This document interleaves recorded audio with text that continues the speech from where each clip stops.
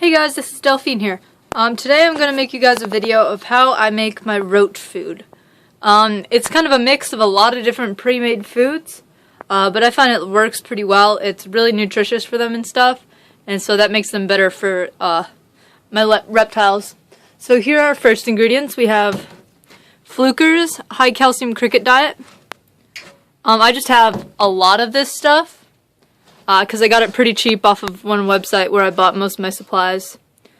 So if you look here, if we can get it to focus, which we may or may not, because my focus is a little weird. Alright, so if we look here, guys, it's got 20% protein minimum, at least 8% calcium, a really small percent of phosphorus, some other stuff in there. So it's pretty good stuff. I like it because it's pretty fine, but it also has chunks in there. So when I add my next ingredient, which you guys will see, it's the chunks in this stuff. It's kind of like flaky, like oatmeal, really fine oatmeal. The other stuff I add sticks to this really well. So this is kind of like the base, because I've got a bunch of this, and it's not too expensive, but it's pretty good stuff. So this is the base I use. Just so you know, I'm keeping it all in this mason jar. We just have a bunch of these from a science project my brother did a little while ago with rock candy. And I find that for whatever reason, I'm pretty sure it's the humidity, but my roach food, whenever it is out of a jar, whenever it's unsealed, like whether it's in a dish or I mix them up in this bowl here, it congeals really fast and turns into like a crusty, like it just gets really hard and sticks together, and it's pretty much unedible unless I go in with my hands and crush it all up again. So I'm going to pre-mix the stuff so I don't have to mix it for order into this jar and seal it up, so I'll be able to keep it and just put it in my dishes. And so I'm doing that and showing you guys. So I'm going to put this entire jar in there just because I'm making a whole jar, and then I'll show you my next ingredient. Alright, so I didn't put the whole jar, but I put most of it in there, just because it didn't fit quite as much as I thought it would. So you can see a little better that it's kind of a little bit grainial and stuff. Alright, and so my next ingredient is this, which is a very fine powder food. It is beardeddragon.co's Super Gut Load Chow for dubia roaches. It also works for whatever other insects you have. It's really good stuff. If you go to their website, they describe what they put in here. Their base ingredients are alfalfa powder, which is really high, really high in calcium. It's one of, I guess you could say, reptile superfoods because it's so high in calcium. Then they also add a bunch of other good stuff, including bee pollen powder, which is a human superfood. I have a bag of it here because I feed it to my lizard and some smoothies and stuff I make him, which are just fruit purees. They don't have any milk or anything like that in them. So I'm going to add this stuff. This stuff is a really good food, but it's a powder, so like there's nothing to really grasp onto when the dubia eat it, and it congeals really easily. So I mix it in with the Fluker's high calcium cricket diet so that it covers all these little tiny chips, and so it gives the bigger roaches something they can kind of eat more instead of just a powder. It's kind of more adds more substance to it, and so I cover it in that. That's my base because I wouldn't say this stuff is super expensive, but you can go through it really fast, and it's not world's cheapest food, even though it really is high quality and it's worth every penny.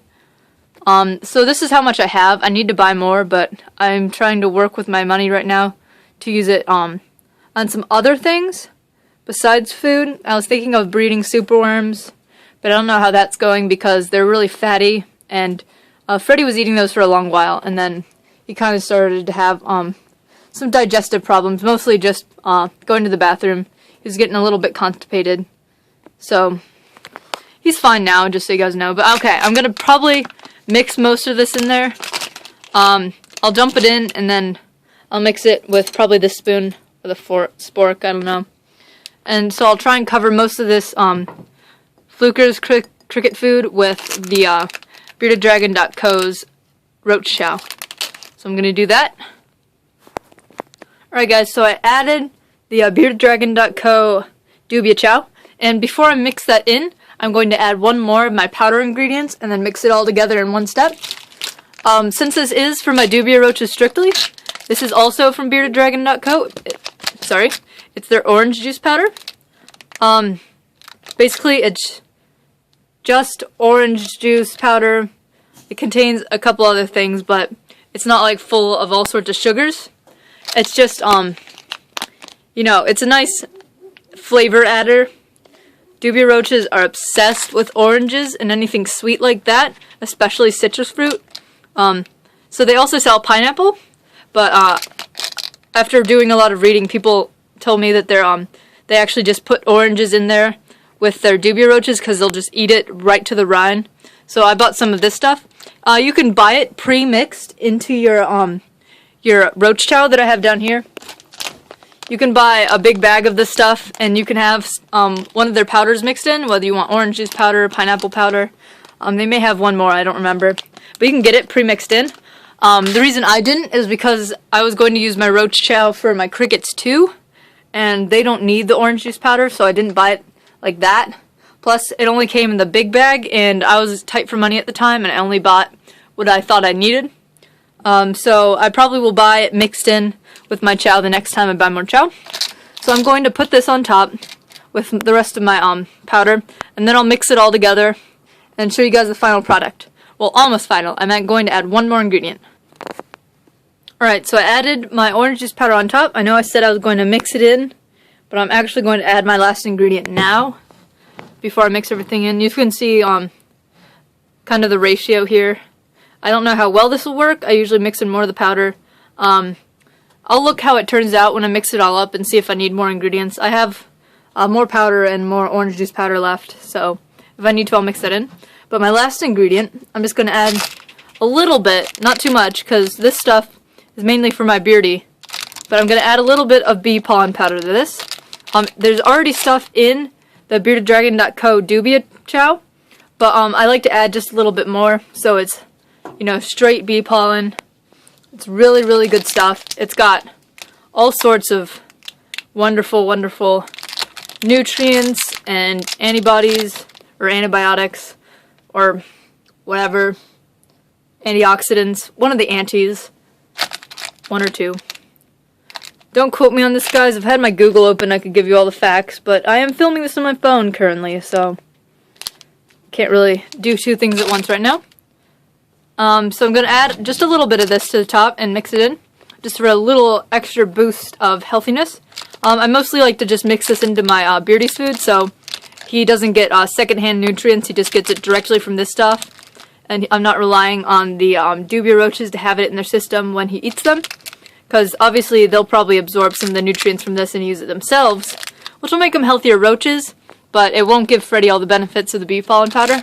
So I mostly just put it in his fruit purees and stuff. So I'm going to add a little bit to the top, and this time I promise I'm going to mix it all up. And then I'll show you what it looks like after I'm done. Okay guys, so this is the final product. The ratios I had mixed together nicely. So if you go back in the video and see the ratios that I had when I showed you the side of the jar, that's about what you want to have. As you see, it lightened up nicely because the darker hue, semi-darker hue, you can't really tell in this lighting, but it is a little bit darker, of the Fluker's food got lightened up with the orange juice powder and the beardeddragon.co Roach Chow. And there is some chunks of bee pollen powder just because it is a naturally chunky substance, at least the stuff I'm buying. But that's okay. I doubt it'll harm anything if there's some chunks of bee pollen powder in there. So you can sort of see ones right there. Not that it's super important to show you guys or anything. Yeah, it doesn't want to focus. Not in this lighting. But anyway, so I suggest to you guys, I ended up having to do this, to instead mix up your food in a separate dish. I used one of these deli cups that I get with my roaches. I love to keep these. They're super useful for lots of things, but I mixed up in here just because, as you can see, it's much wider. And all of this stuff fit in here. I couldn't tell you how big this cup is, but that's it compared to this small mason jar, which, if I can see,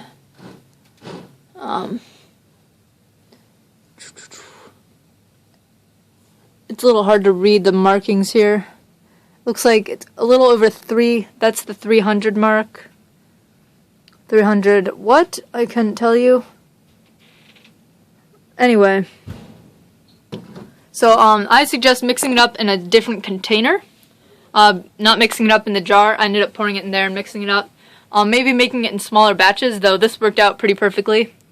It was a lot easier in a shallower, wider container dish thing here to mix it all up, because it was hard for the spoon to reach all the way to the bottom and mix up all the Fluker's calcium that was down there.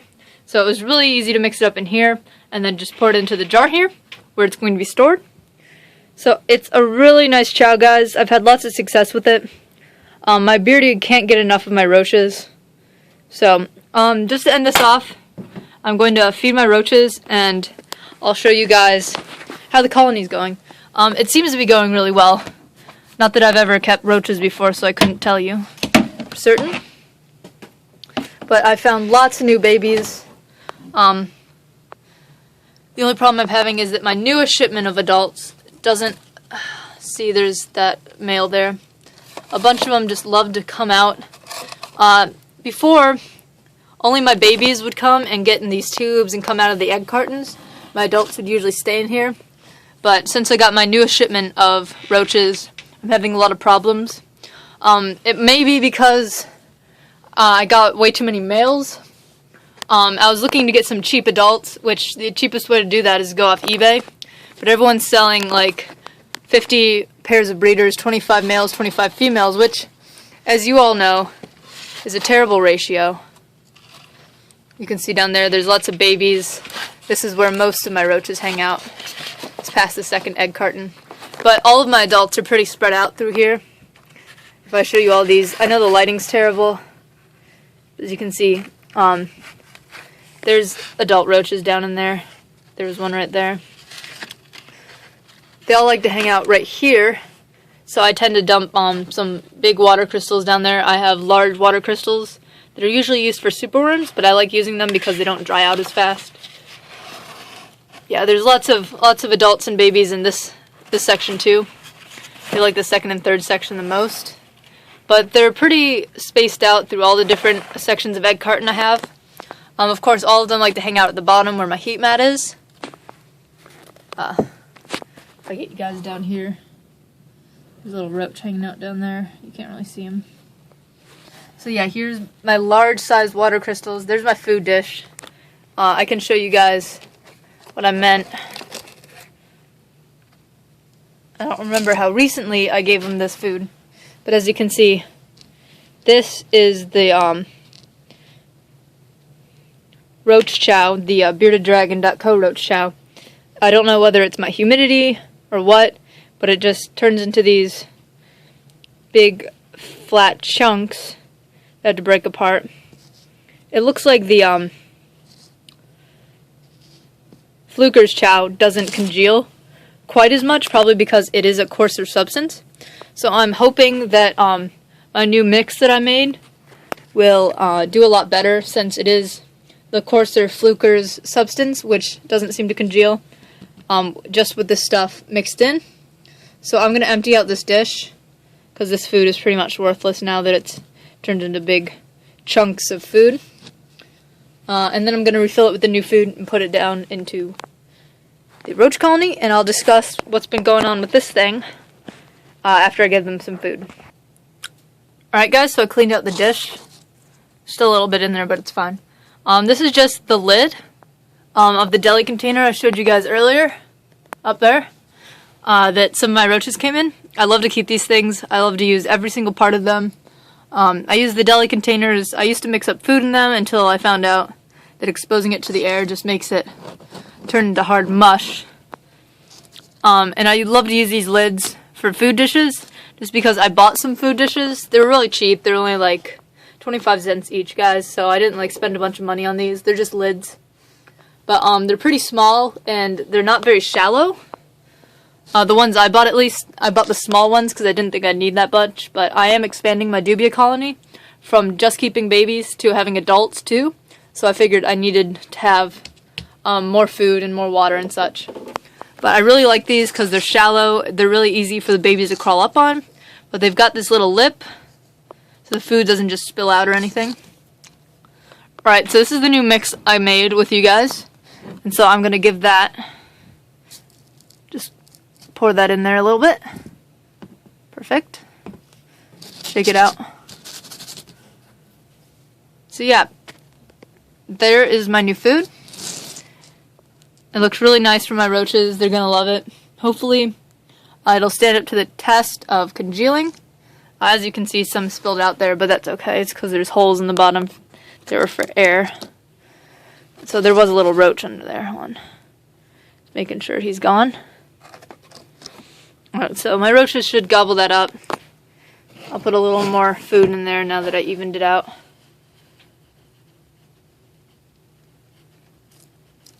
There we go. So my colony is doing very good. There's been lots and lots of new babies. How my system works is most of my adults stay in there. There's a few, mostly males, that like to come out. This is where I keep my babies.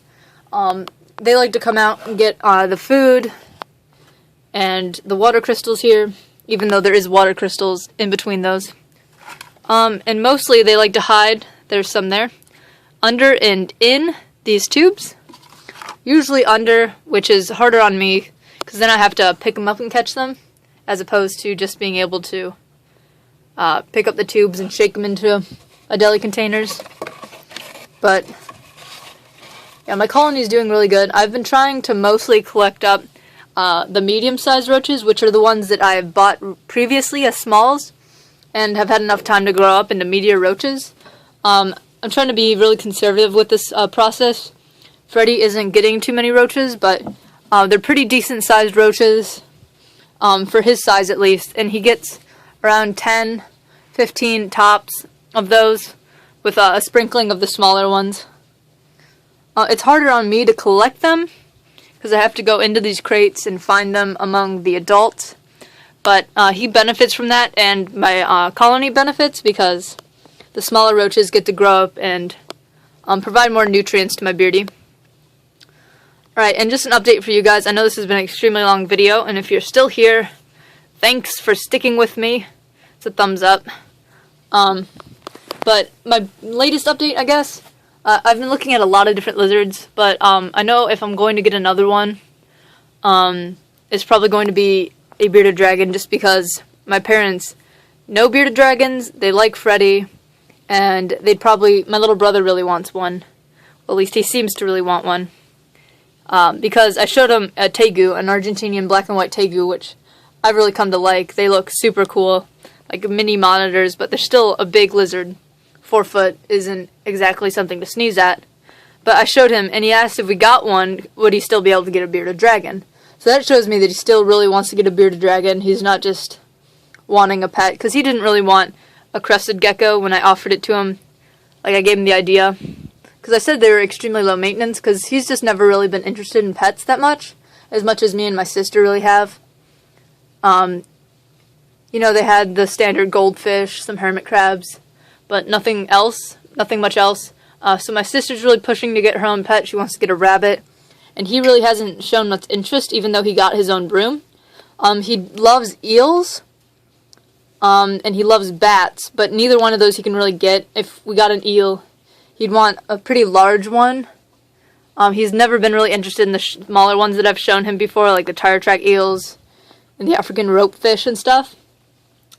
And so even though if we move Freddy down in the basement, which we're going to do as soon as we build the cages and I get it all set up and the temperature's all worked out, he'll move down here. So we'll have that 30-gallon fish tank will be freed up, and we'll be able to have a tank there.